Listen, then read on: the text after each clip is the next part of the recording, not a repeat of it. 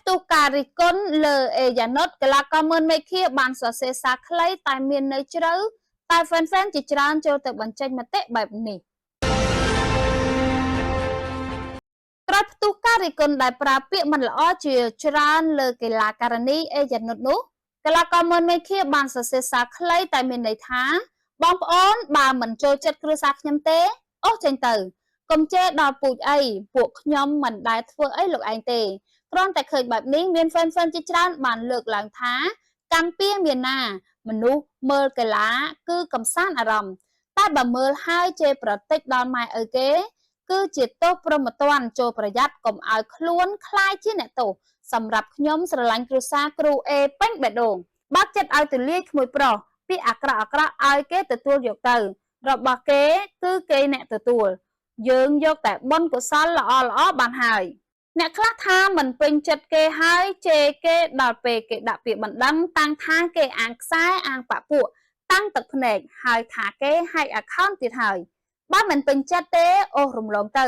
កុំតាមដានគេហើយកុំខ្វល់ពីអាអត់ប្រយោជន៍នឹងដើរតែទៅគេ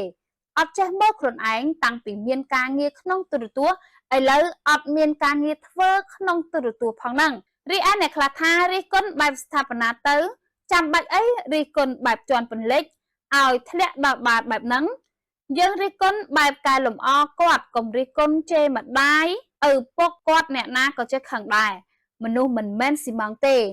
ហើយខ្ញុំនិយាយពីអេយ៉ាណុតបន្តិចយ៉ាណុតគាត់ចាញ់ខ្សែក្រវ៉ាត់3ដងជាប់គ្នានៅក្រៅប្រទេសអញ្ចឹងមិនគួរបន្តឲ្យគាត់ចេញទៅប្រឡូកក្រៅប្រទេសទៀតទេគួរតែដកខាត់កីឡាករនីផ្សេងដែលគាត់មានសមត្ថភាពទៅម្ដងផ្ដល់ឱកាសឲ្យពួកគាត់ខ្លះអេយ៉ាណុតគួរតែឲ្យគាត់ដកខាត់សមត្ថភាពគាត់បន្ថែមហើយឲ្យគាត់ប្រកួតខ្សែក្រវ៉ាត់ក្នុងស្រុកតែបើគាត់ប្រកួតសមត្ថភាពគាត់កើនឡើងបើសិនជាអាចផ្ដល់ឱកាសឲ្យគាត់ម្ដងទៀតទៅមួយឯងកុំថាគេជេរដល់ពូជគេគ្រាន់ថាបើវាយមិនកើតទេឈប់វាយទៅទុកឲ្យក្មេងថ្នាលចំនួនក្រោយវាយវិញព្រោះមានវ័យកាន់តែជ្រេបន្តិចហើយចំណែកអ្នកខ្លះថាហេតុអ្វីក៏មនុស្សមានចិត្តមិនដូចគ្នាអញ្ចឹងបើគ្មានត្រកូលអីទេប្រហែលក្មេងៗឆ្នាំ2025នេះមិនចេះមើលប្រដល់ផងបើតាមខ្ញុំមើលឃើញហើយអ្នកគ្រប់គ្រងក៏គ្មានផ្លូវទឹកផ្លូវដីអញ្ចឹងដែរក្រុមគ្រួសារលោកគ្រូអេគឺជាអ្នកបន្តវេនគុណខ្មែរដ៏ល្អបំផុតនៅក្នុងជីវិតសិល្បៈដែលខ្ញុំស្រឡាញ់ជាងគេមានសិលធម៌ល្អកីឡាមានឈ្នះមានចាញ់ជីវិតមានសប្បាយមានការទុកតស៊ូបន្តទៀតដើម្បីគុណខ្មែរនិងគ្រួសារស៊ូដែលឡែកអ្នកខ្លះថាកុំច្រឡោតខឹងគូគ្រប់គ្រងគ្រួសារក្មួយ 100% ក្មួយកុំខ្វល់ខំប្រឹងវឹកហាត់យកឈ្នះកុំបោះបង់អ្នកគ្រប់គ្រងក្មួយមានច្រើនណាស់កុំខ្វល់មួយប្រុសអ្នកដែលជេរប្រមាថមើលងាយគេសូម្បីតែគេមិនដែលធ្វើអ្វីឲ្យប៉ះពាល់ដល់ខ្លួនសោះពួកទាំងនោះមានសតិមិនគ្រប់លក្ខណៈជាមនុស្សនៅឡើយទេ